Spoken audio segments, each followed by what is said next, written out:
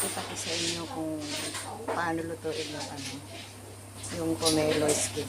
Ito yung pomelo skin. Sa, ano bang tawag nito? Sa Tagalog ay suha.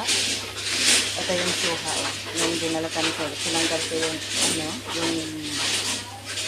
pang ibabaw na balat ng suha. Tapos itong puti, yun yung niluluto ko. Ito niluto ko sa niluto ko sa oyster sauce. Lagyan ko ng konting sugar, konting salt. Saka ko papakuluan.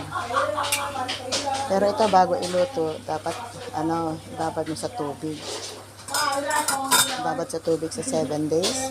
Araw-araw kong pinapalitan yung tubig niya.